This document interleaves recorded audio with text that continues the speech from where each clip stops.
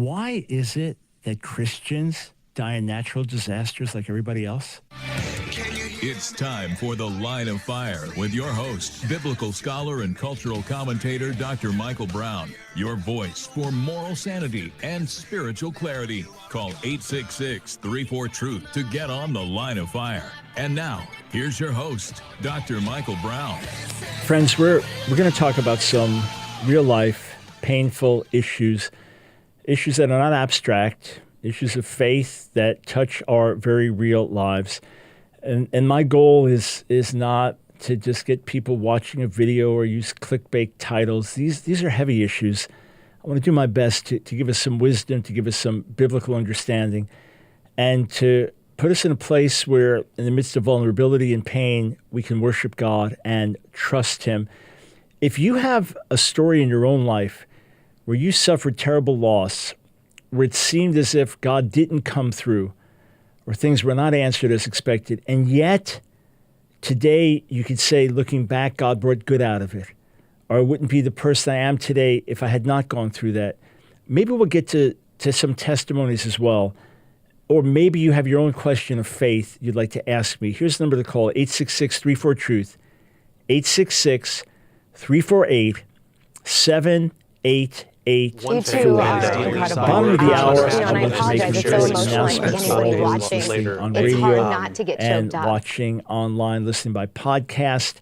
Some things are going to be changing. Some things are going to be expanding. So I'll be making that announcement at different days, different times through the month. So plan to do it at the bottom of the hour today. But for those outside North Carolina, you may not be as aware of the horrific damage, the horrific loss of life, the terrible, unexpected suffering because of Hurricane Helene. When I was in Florida last week, I had to get a flight out earlier because of coming hurricane weather, and I was flying to Texas and then to Mexico, so I got out a few hours early.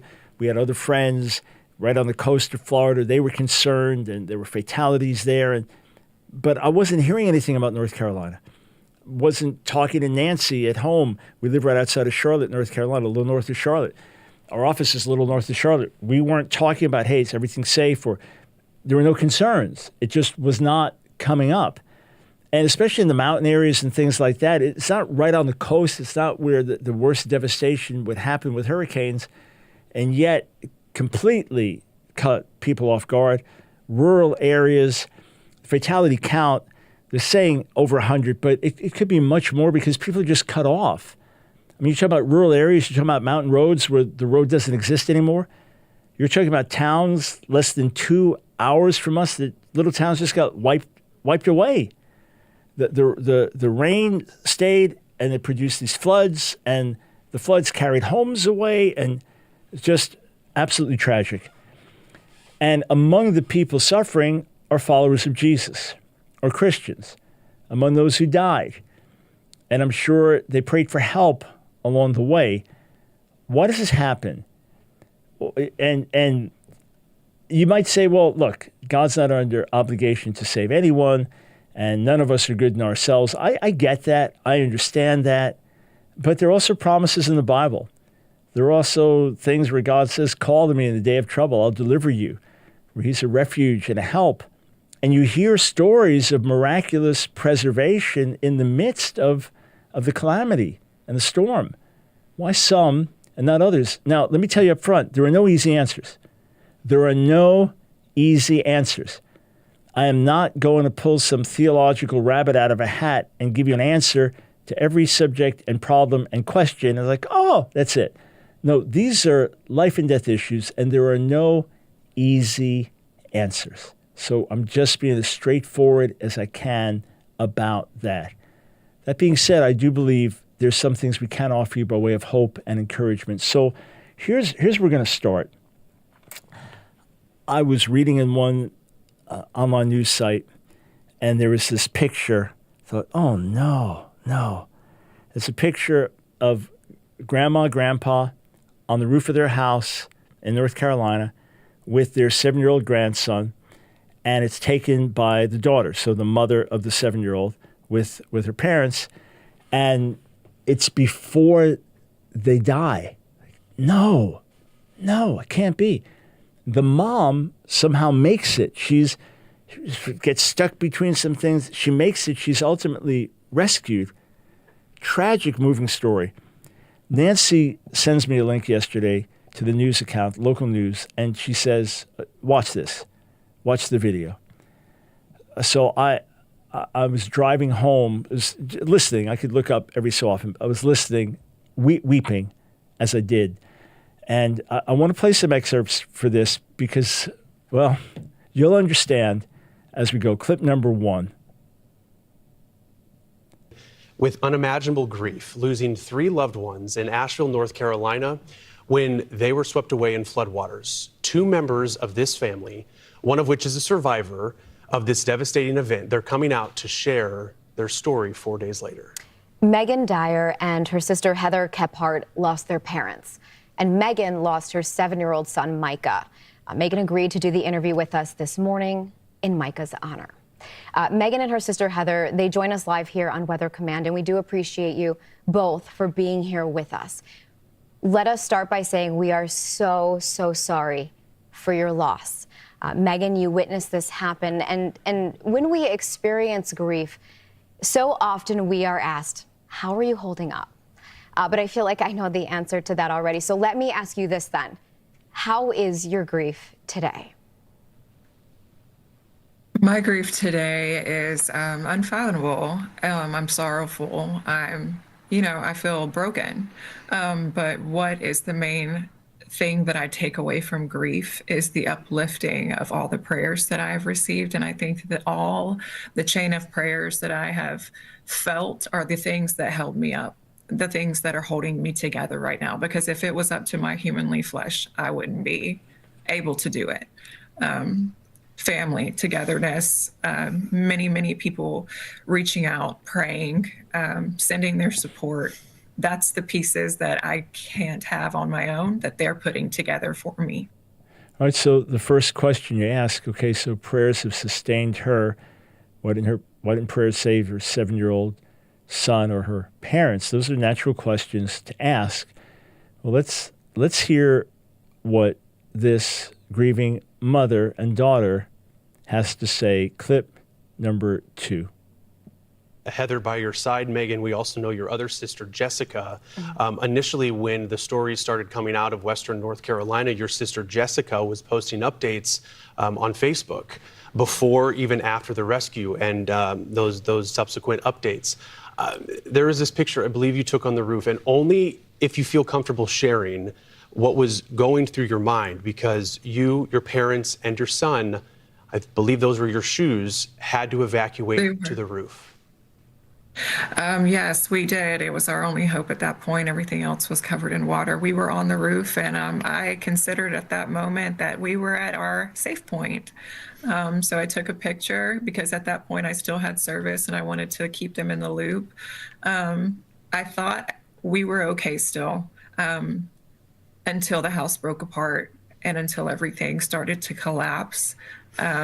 Devastation. I was terrified, but in that moment, all I thought about was being a mom and keeping my son safe and reassuring him that this is how superheroes are made. We survive and we keep going. And I wanted to keep that alive in that moment, so I never let the faith falter. I want to ask you too, Heather, as we give Megan a moment as well. You are Megan's sister, so your parents were also on that roof, as well as your nephew. I am reading that you do not live in Asheville, so what was the communication? Did you know what was happening in real time as your family was waiting for that necessary life-saving support? We were getting texts from Megan, and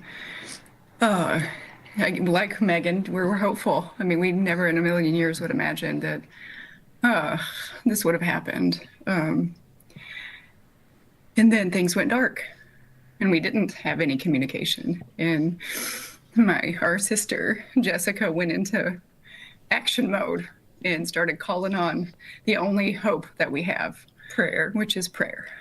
And the network came through like we have never seen. It's been such a blessing to our family, all the people, all of the responders, all around the world came and they prayed for us and our family. And I have to say, in the water, because I was stuck there for a very long time in the water, and I was, held down by roots and trees. And in that moment, in the midst of the chaos, all I heard was God telling me to be still and to stop fighting the water.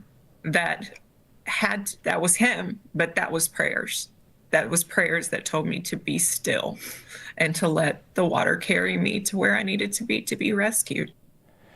Yeah, so she was rescued. She's in the water, we'll find out, for about 5 hours. She was rescued. Her parents and her 7-year-old son did not make it. And again, you say, okay, people were praying. Everyone was praying. She heard the voice of God telling her to be still. And then God directed her to her safety after that. And yet, the others were not saved. So I want to start here and say, that is what sometimes happens in this world. Sometimes inexplicable things happen to godly people or people who love the Lord. What we cannot do is do what Job's friends did. And, well, there's something wrong with you. This only happens to bad people. Now, Job had a series of extraordinary calamities. And that was their natural way to think something's wrong with you. A lot of times we do that. We have to point a finger at someone else because it makes our own faith insecure. Well, if that happened to them, then it could happen to me. First, never, never, never try to, well, there must be something there because if that happened to them, it could happen to me too, so I don't have to make them bad.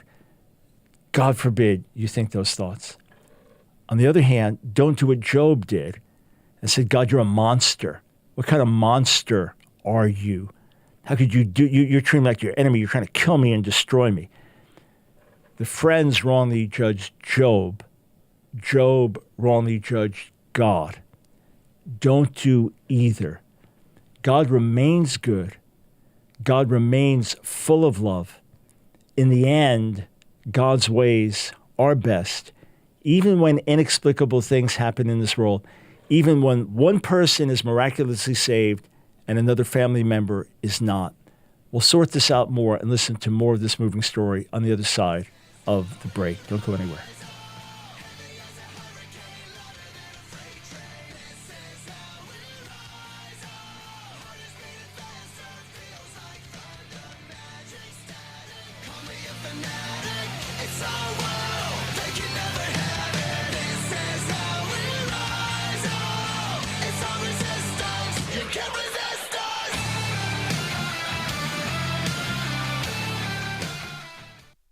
This is Michael Ellison, founder of Trivita.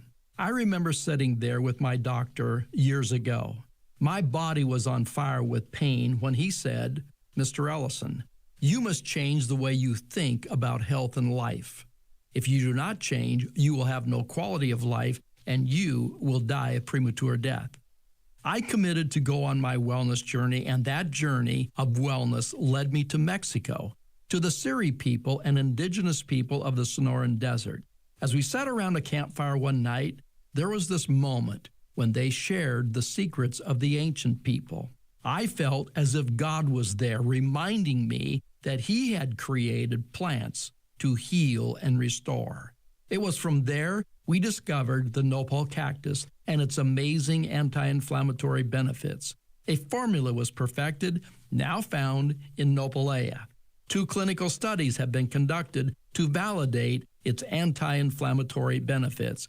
Now, thousands of people have benefited from Nopalea to help fight and manage chronic inflammation.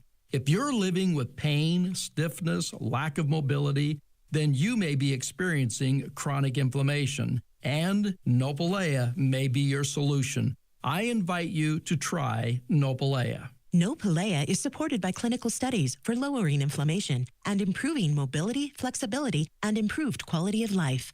Order today and use promo code BROWN25 to receive 25% off your order. As a new customer, 100% of the proceeds from your first order will go to support the Line of Fire radio broadcast. So call now, 1-800-771-5584, 1-800-771-5584, or online at trivita.com.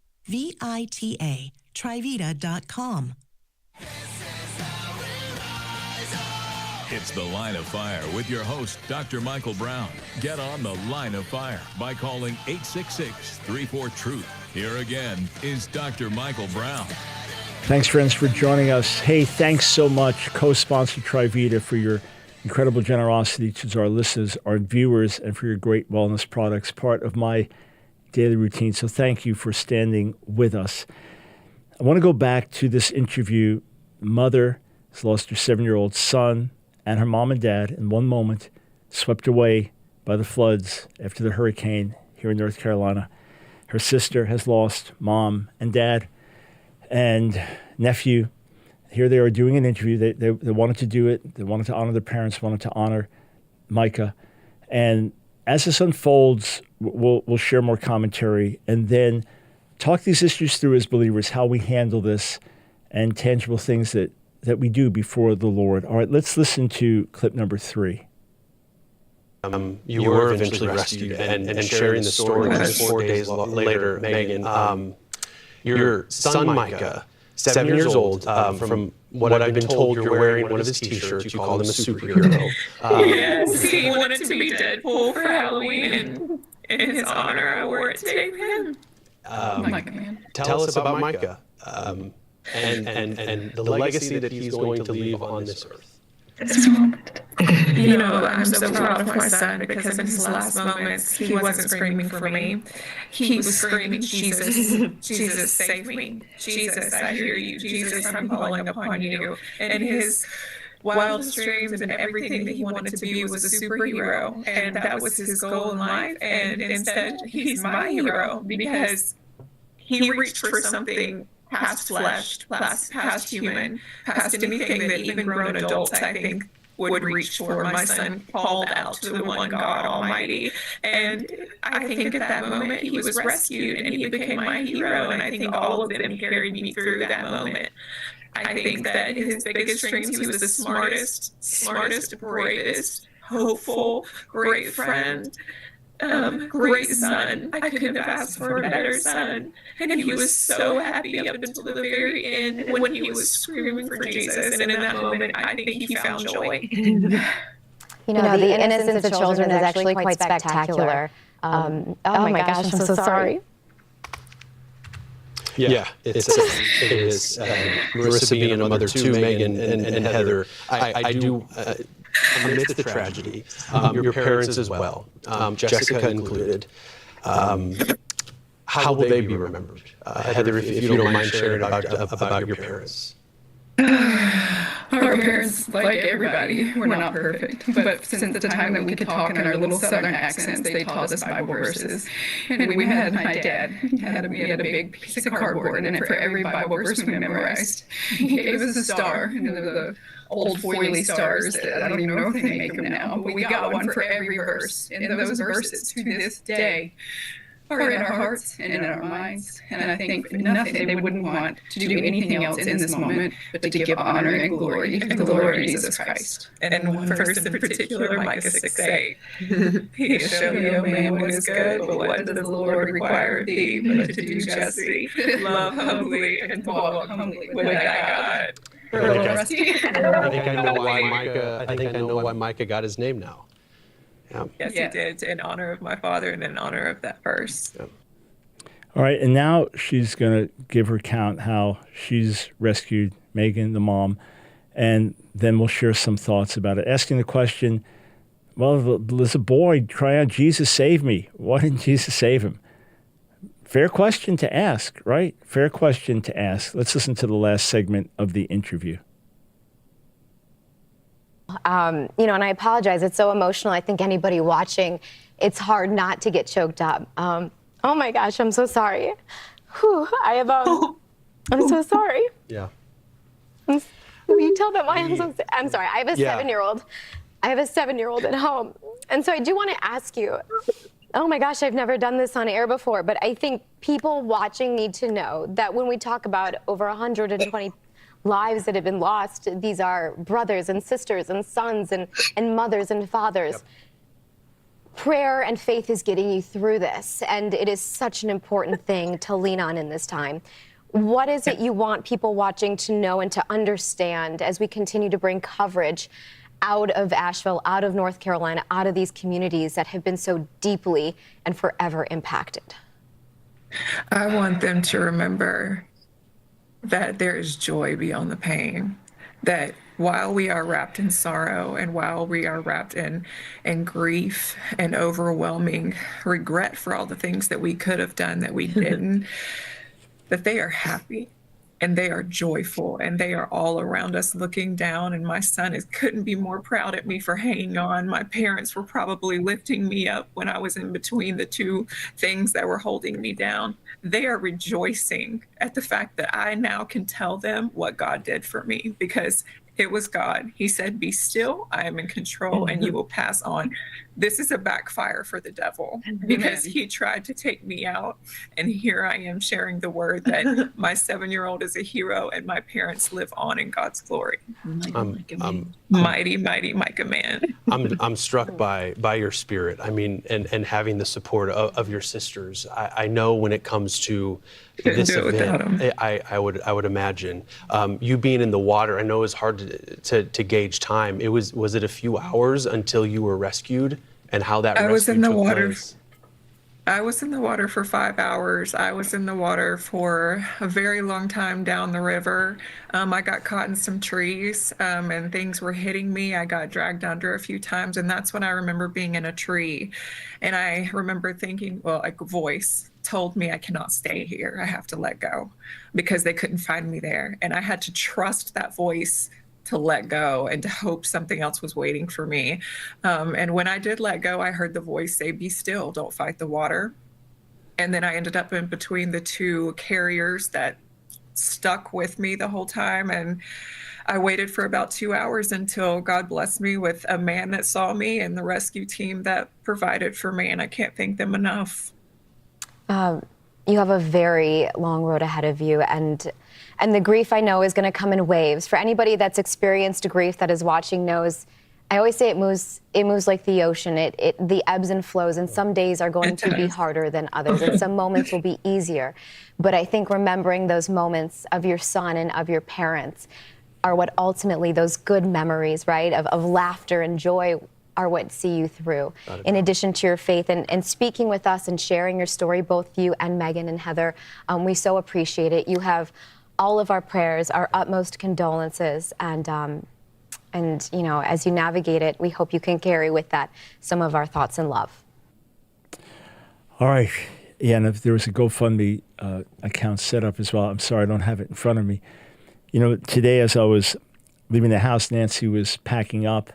She and our daughter Meg are heading into one of the worst hit areas in North Carolina just to try to bring help, hooked up with a ministry there. You know, they're packing chainsaws and whatever else they have, and just to go help on the ground in our ministry, just trying to help out in practical ways. So obviously, Christians can do that.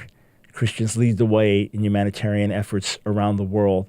You'll see wherever there's a disaster in America around the world, you'll see major ministries that are there, local ministries that are there, churches doing good. This is something that we can do. We don't necessarily have questions, answers as to why this happened or that happened, or why this disaster didn't touch here, touched here, this one miraculously rescued, this one not rescued. And I'm going to address all that on the other side of the break. I'm going to address all that as best as I can scripturally. But what we do know, is that there are things we can do on the ground.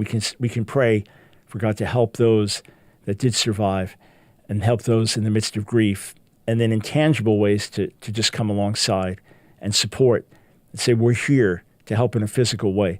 But what about the great questions of faith? How much insight does God give us? Is it just random? Could it be that any of us are like we're sitting ducks? Is there anything we can do? What are the promises? We'll address all that on the other side of the break.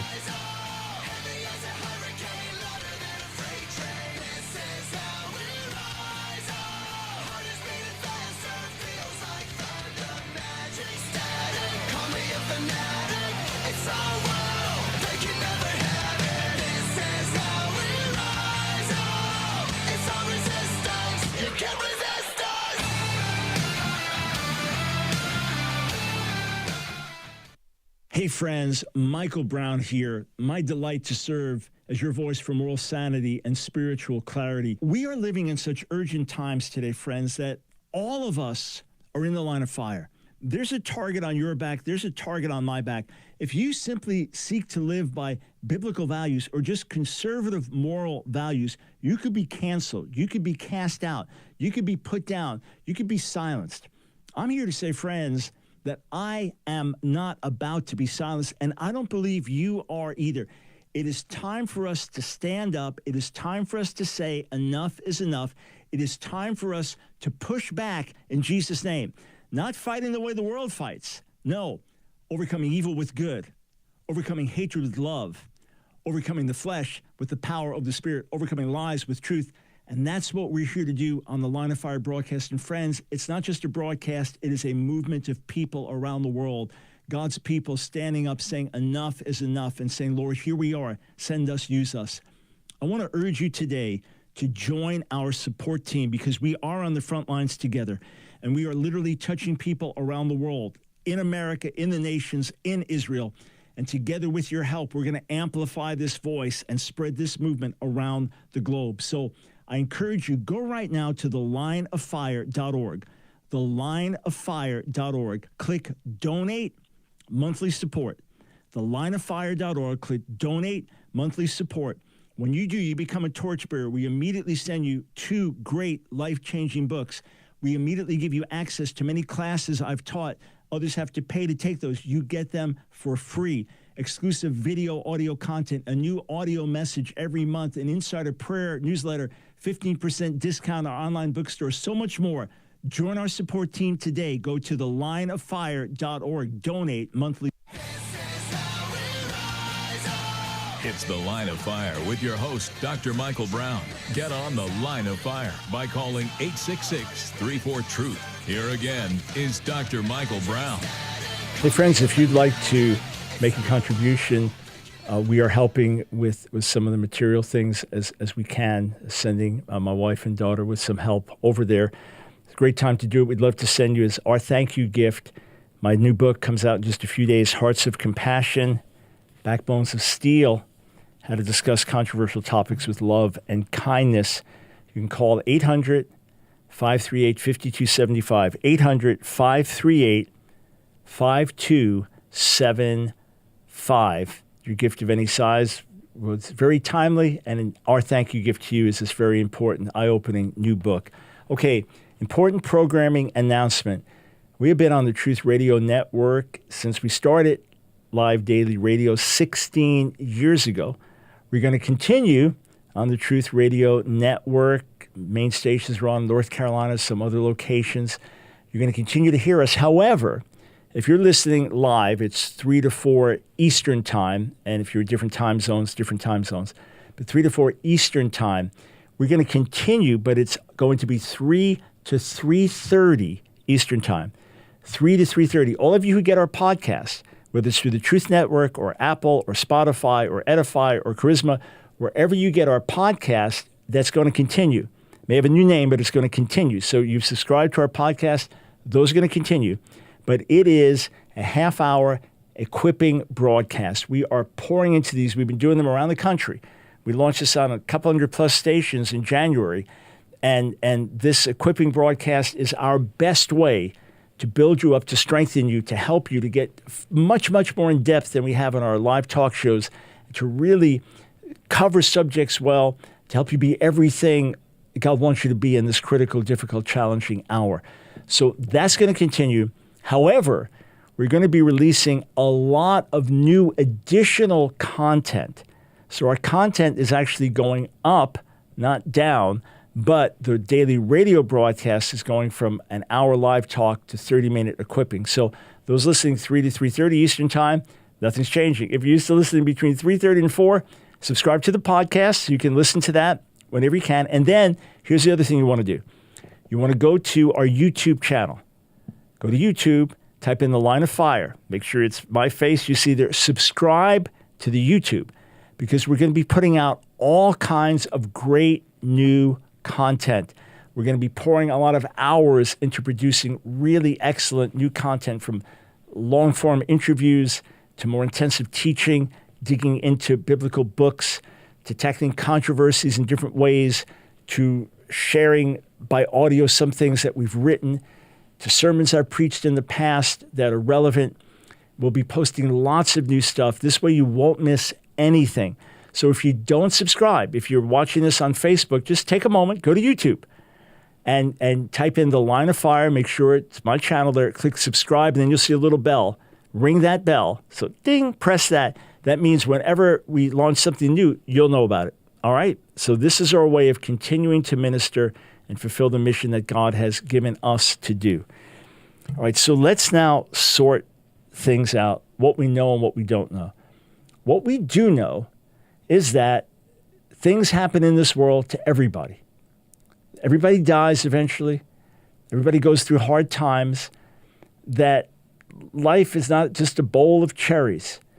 Life is not just fireworks and happy things and nice things. Life has ups and downs. Life has hardships. And Jesus said in John 16:33, in this world, you'll have trouble. Not just for the faith, but it's part of living in this world. That's why you have books like Job. That's why you have all the emotions of the Psalms. That's why you have the book raises skeptical questions like Ecclesiastes. God's saying, in this world, there will be hard times, there will be difficult times. So let's just start there. God can use those times to make us into something beautiful. They can destroy us, they can make us become embittered or broken, or he can do something in us through those hardships, through those difficulties, through those trials that make us something that we weren't before. Let me read to you what Paul wrote in Romans chapter 5. Romans chapter 5, Paul wrote this. Therefore, since we have been justified by faith, we have peace with God through our Lord Jesus the Messiah, through whom we have gained access by faith into this grace in which we now stand. And we boast in the hope of the glory of God. Not only so, but we also glory in our sufferings. Now, speaking especially of suffering for the faith, but there's just the suffering of being in this world.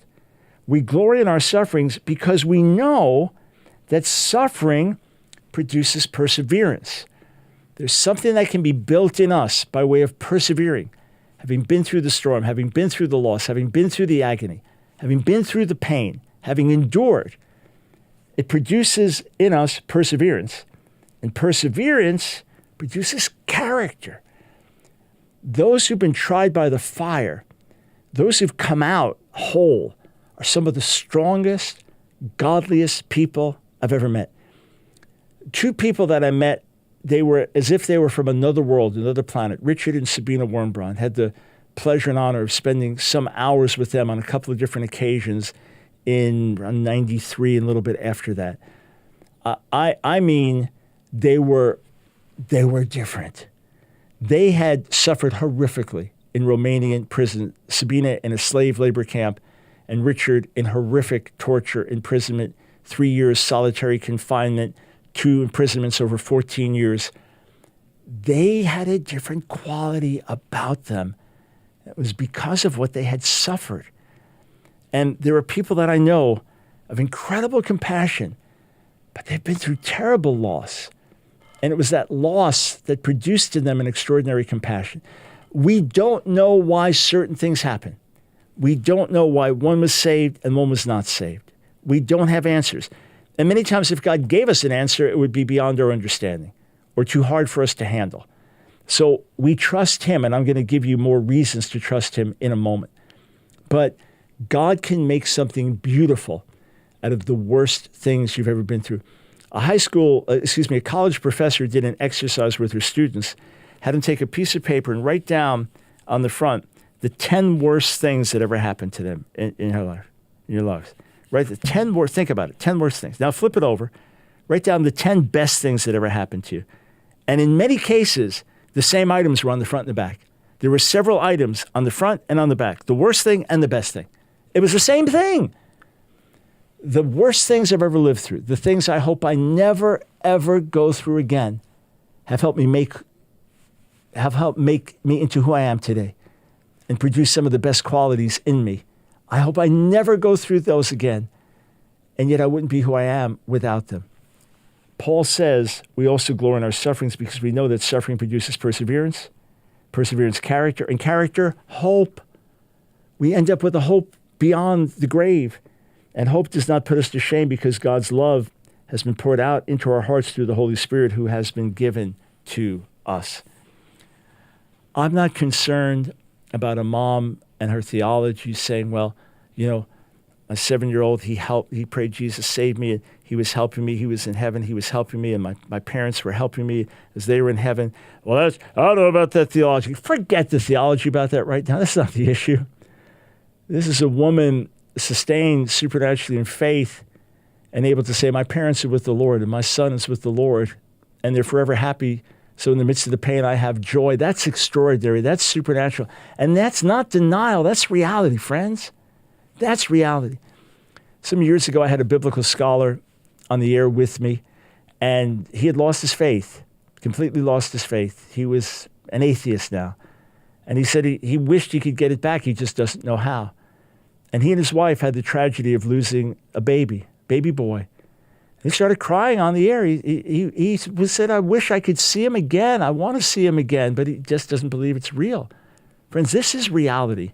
This is reality. You say, well, how do you be so sure? I'm going to tell you in a moment. I'm going to tell you in a moment. But we don't understand why things happen. We do know that God does act supernaturally in undeniable ways. And like this woman with her story and even hearing the voice, tell her, be still, and then you've got to move. That was the voice of God. That was the voice of God saving her life.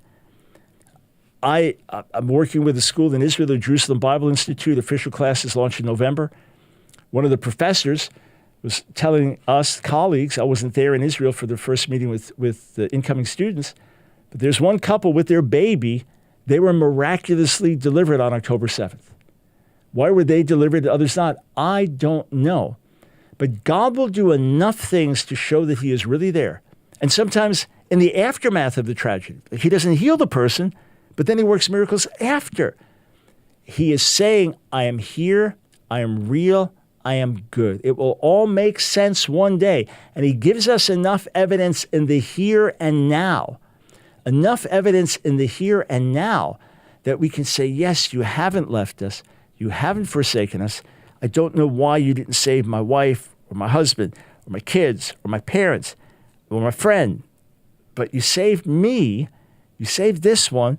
You did it supernaturally. Your presence is sustaining me. So I know you're here. I know you're good. I know you're the one carrying me in my grief and pain and bereavement. I know that's real. And for Job, ultimately, he never got answers to his questions, but he encountered God. And when he saw the overwhelming wisdom and beauty and power and majesty of God and understood the depths of his goodness, the questions disappeared. And then the rest of his life was more blessed than the first. So how could that be? God is a redeemer. And those things that we lose in this world, children, family, we'll never get them back in this world, even if we have a bunch more kids and family. We never recover that loss. That hole is always there. And yet, God can make us a better person through it. God can use us to help others suffer, because others will suffer in this world. And then forever and ever and ever, we can enjoy his goodness and his grace. I want to give you a personal story from some dear friends and give you some more scripture to consider as we talk about these life and death real issues of faith. No easy answers, but beautiful truths about a beautiful God who can be trusted. Whether we live or we die, we can trust him.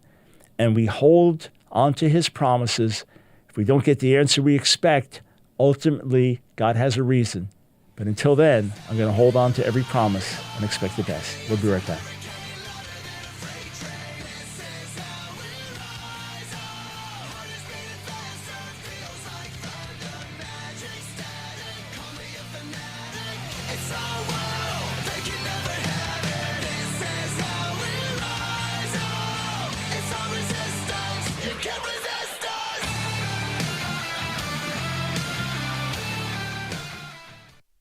This is Michael Ellison, founder of Trivita. I remember sitting there with my doctor years ago. My body was on fire with pain when he said, "Mr. Ellison, you must change the way you think about health and life. If you do not change, you will have no quality of life and you will die a premature death." I committed to go on my wellness journey, and that journey of wellness led me to Mexico, to the Seri people and indigenous people of the Sonoran Desert. As we sat around a campfire one night, there was this moment when they shared the secrets of the ancient people. I felt as if God was there reminding me that He had created plants to heal and restore. It was from there we discovered the nopal cactus and its amazing anti-inflammatory benefits. A formula was perfected, now found in Nopalea. 2 clinical studies have been conducted to validate its anti-inflammatory benefits. Now, thousands of people have benefited from Nopalea to help fight and manage chronic inflammation. If you're living with pain, stiffness, lack of mobility, then you may be experiencing chronic inflammation, and Nopalea may be your solution. I invite you to try Nopalea. Nopalea is supported by clinical studies for lowering inflammation and improving mobility, flexibility, and improved quality of life. Order today and use promo code BROWN25 to receive 25% off your order. As a new customer, 100% of the proceeds from your first order will go to support the Line of Fire radio broadcast. So call now, 1-800-771-5584, 1-800-771-5584, or online at trivita.com. It's The Line of Fire with your host, Dr. Michael Brown.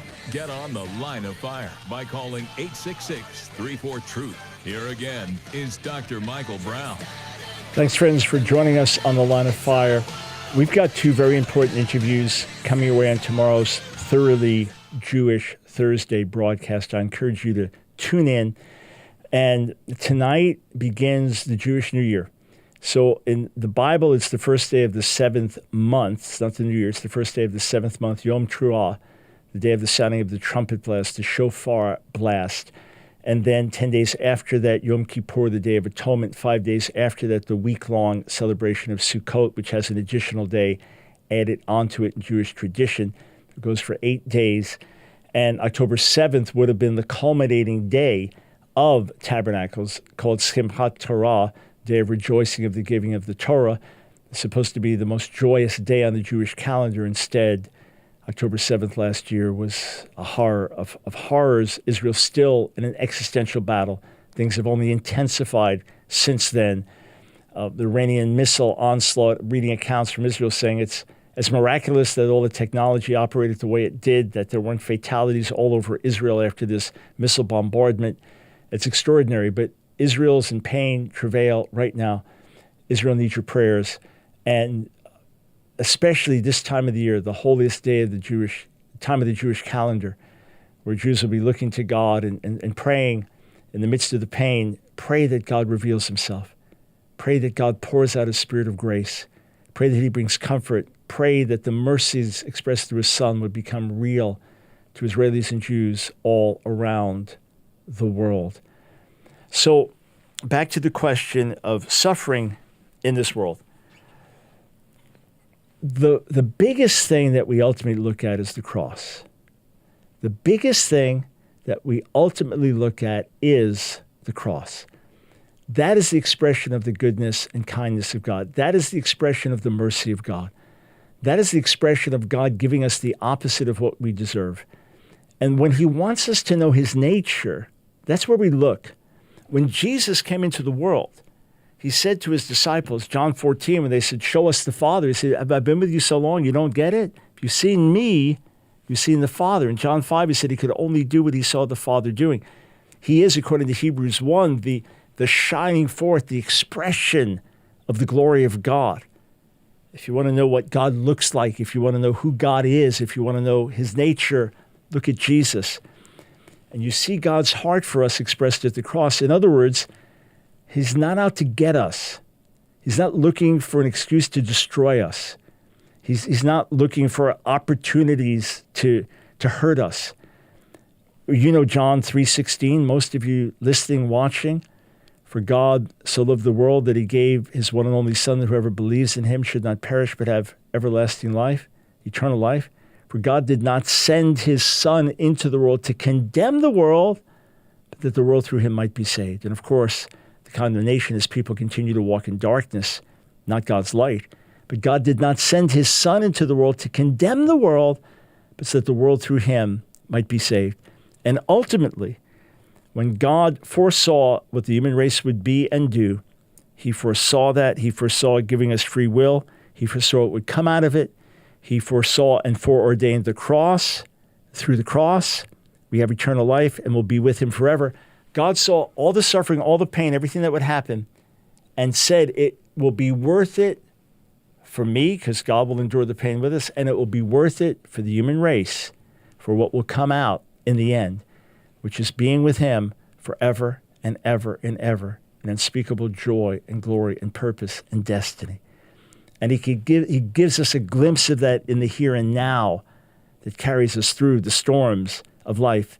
And the hope he puts within us is not artificial, it's real. So in the 1990s, so I was serving the second half of the 1990s in Pensacola, Florida, as a leader in the Brownsville Revival. Friends of ours had an absolute tragedy.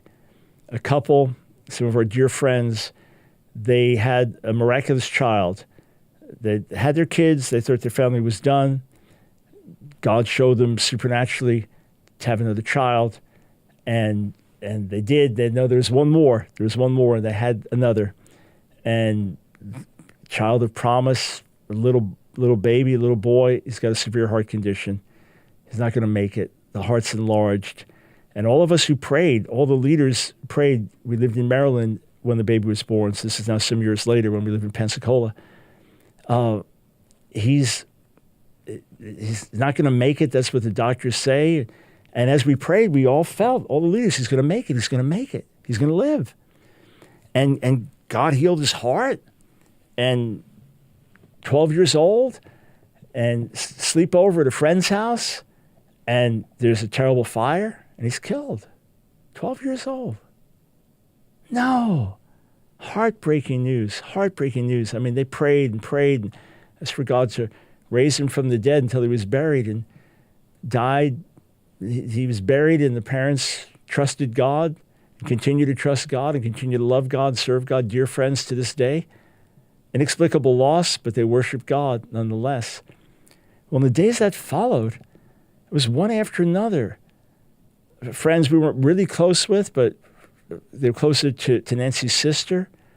And they got killed. Mom and dad got killed. They got in an argument in the car. Believers, they got in an argument in the car, not paying attention, and slammed into a truck in front of them with their teenage kids in the back seat. Kids made it. Parents killed. And then another. It was a total of about 10 people in just a period of weeks. And then other dear friends, 13-year-old son, they had two boys, one a little bit older than a 13-year-old boy, big kid, 6'1", 190 pounds, I remember. And for a friend's birthday, they went out on jet skis. Now, the friend's father was a safety fanatic. I think it was something like 20 years earlier, but years earlier, he lost a child in a drowning accident. So he became a safety fanatic. And they went out on a weekday, so there wouldn't be other boats, there wouldn't be other jet skis, just the two jet skis that the boys were on. And dear friends of ours, they're boys on the jet skis, and he's driving and not experienced with it, but driving, and they'll navigate properly, and they crash head on. They fall in the water. Everybody's fine. The boy's 13-year-old's killed, instantly killed. I remember we got word in Pensacola, we were just absolutely devastated. And another child? No, devastated. And you know, I remember I stepped out of the room for a minute, and I heard noise. Nancy had actually taken some of the furniture and thrown it in my office. And she said, I'm not eating. I said, you're going on a fast. She said, no, I'm going on a hunger strike. It was just her way of saying, God, this doesn't seem right. It was an expression of faith. So I flew up to New Jersey to be with our friends. And I literally was going to, the coffin was in the church building for a couple of days for services and viewing, and then be buried. And I went up. I didn't tell them, but I talked to the pastor, got permission to go in the church building at night to pray that God would raise him from the dead. I'd never done that, but I thought, well, I have to try. It's in the Bible. Jesus raised people from the dead. The disciples did on some occasions. He didn't rise, but anyway, what was shocking was the couple, Gary and Cindy. They run our ministry, by the way, friends of over 40 years. Cindy's our director of operations. Gary's our CFO. They run our ministry. At the viewing that night, they stood there comforting the mourners. They stood there with smiles comforting the mourners, with a massive hole inside of them that I can't imagine, with agony over the loss of their child. Godly kid, both of them godly. The older brother is a pastor today in our area. Godly kids. And Cindy had confessed, as always, that her children are blessed and, they follow the truth and so on. And they had no earthly answers to this. And yet God's presence was with them to the point that people were coming up crying. And I remember them standing there, hugging them and comforting them. So this is the opposite. This is the opposite. And then that next day, like I said, it was a Friday. Then this next day, where we're all gathered at the house, is before the funeral, still gathered at the house. And a reporter comes to the door, and because they've heard the story, they want to, how they're feeling, the reaction, and they're upset with the other family. And Cindy opens the door, and they said, yeah, we'd like to talk to Cindy Panford. And she said, that's me. She said, no, the mother that lost the child, because that's me.